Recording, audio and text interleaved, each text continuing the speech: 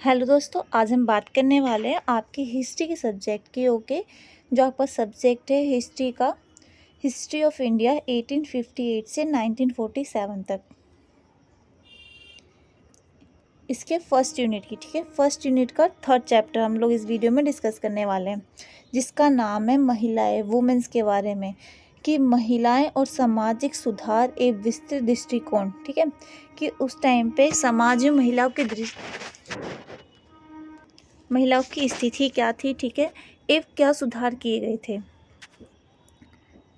भारतीय समाज में महिलाओं की स्थिति ऐतिहासिक रूप से कई उतार चढ़ाव आते ही रहे हैं। ठीक है, जैसे कि हम बात करें वैदिक काल की। ठीक है, वैदिक काल के समय क्या था कि महिलाओं की स्थिति अच्छी थी। ठीक है, उन्हें पूरी स्वतंत्रता प्राप्त थी। प्राचीन काल में महिलाओं सम्मानजनक स्थान रखती थी, लेकिन मध्यकाल यानी कि क्या हुआ, उत्तर वैदिक काल में उनकी स्थिति में गिरावट आई। 19वीं सदी एवं 20वीं सदी में महिलाओं के उत्थान और अधिकार की बहाली के लिए विभिन्न सुधार आंदोलन की शुरुआत हुई। इन आंदोलन ने महिलाओं की शिक्षा, अधिकार और समानता को लेकर महत्वपूर्ण कदम उठाए थे। ठीक है,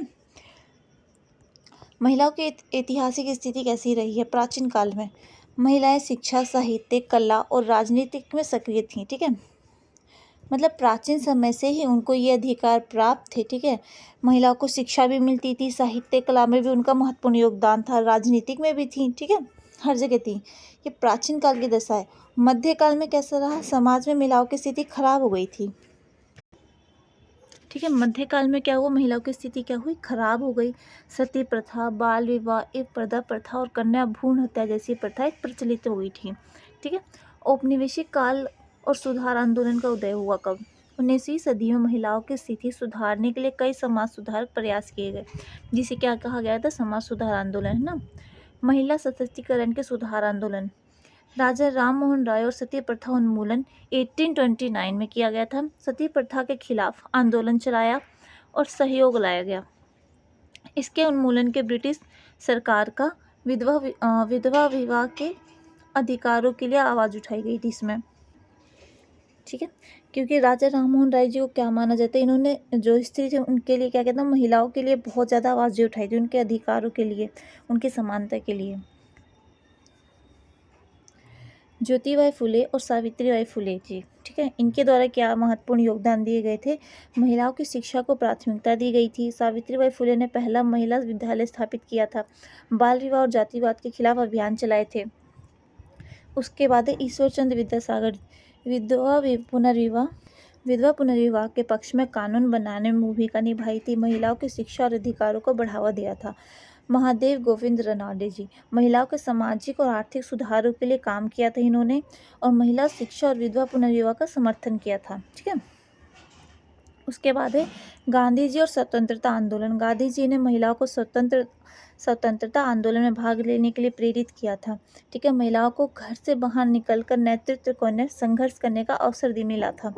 इसमें गांधी जी द्वारा इनको अवसर दिया गया कि घर से बाहर निकल के, मतलब घरेलू काम के अलावा भी क्या है, उनके पास ये चीज़ें हैं कि वो बाहर निकल के संघर्ष में अपना हिस्सा ले सकती हैं आज़ादी को लेके। इन्होंने ये अवसर प्रदान किए थे उनको। डॉक्टर भीमराव अम्बेडकर जी, अम्बेडकर ने महिलाओं के अधिकारों और समानता की बात की थी कि इनको भी समानता का अधिकार प्राप्त होना चाहिए, समाज में सभी के समान।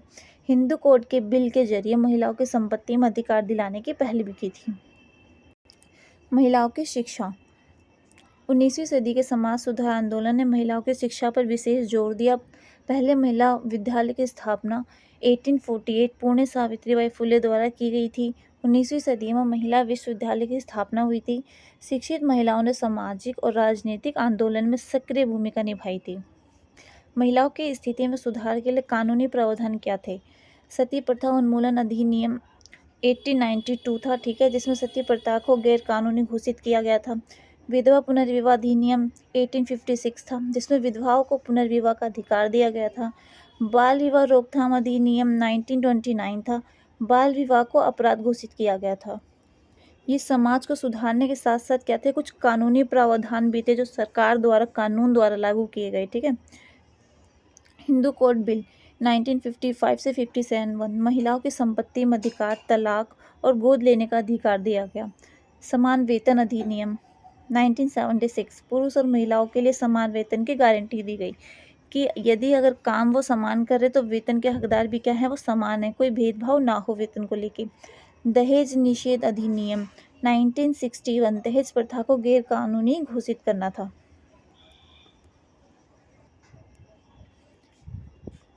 उसके बाद है महिलाओं की स्थिति में सुधार क्या हुए। राजनीति में भागीदारी हुई, ठीक है। शिक्षा और रोजगार में अवसर मिले उन्हें। शिक्षा के अधिकार के तहत लड़कियों की शिक्षा को प्राथमिकता दी गई कि उन्हें भी शिक्षित करना चाहिए। महिला चिकित्सक इंजीनियरिंग, प्रशासन, विज्ञान और कला जैसे क्षेत्रों में सक्रिय हो रही थी। मतलब उनका भी क्या होता है, योगदान हो रहा था इसमें, वो बढ़ चढ़ कर भाग ले रही थी। सामाजिक जागरूकता बढ़ी। महिलाओं ने बाल विवाह, दहेज प्रथा और घरेलू हिंसा के खिलाफ आंदोलन किए, ठीक है। जो सहती आ रही थी उनकी, उसके बाद क्या हुआ, उसके खिलाफ वो आवाज़ें उठाने लग गई। महिलाओं के लिए कई स्वायत्त संस्थानों की स्थापना हुई, जैसे NGO वगैरह भी होते हैं ना। उसके बाद है चुनौती और भविष्य की दिशा में, ठीक है। मतलब अभी तक, भविष्य तक कौन कौन सी चिंताएं बनी हुई हैं अभी तक। हालांकि महिलाओं की स्थिति में सुधार हुआ है, लेकिन अभी भी चुनौतियां बनी हुई है, जैसे कि लिंग भेदभाव, घरेलू हिंसा और यौन शोषण, समान वेतन और रोजगार के अवसर, कन्या भ्रूण हत्या और लैंगिक समानता, है ना।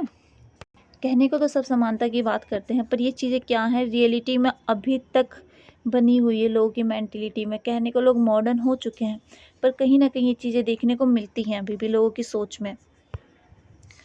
भविष्य की दिशा, महिला को शिक्षा और रोजगार में और अधिक अवसर प्रदान करना, लिंग आधारित भेदभाव को खत्म करने के लिए संसद कानून का पालन करना, महिलाओं को राजनीतिक और आर्थिक क्षेत्र में नेतृत्व प्रदान करना, ठीक है। ये सारी चीज़ें, ये आपका 3rd चैप्टर था, कंप्लीट हो चुका है। एंड मिलते हैं आपके 4th चैप्टर में नेक्स्ट वीडियो में। Okay, thank you. And video को शेयर ज़रूर करें और कमेंट करके ज़रूर बताएं वीडियो आपको कैसी लगी। और अगर आप लोगों ने अपने सब्जेक्ट आपके डैशबोर्ड पे शो हो रहा है तो हमें ज़रूर बताएं कि आपके पास कौन से सब्जेक्ट शो हो रहे हैं। ओके, आप PDF आप टेलीग्राम से ले लीजिएगा। Thank you.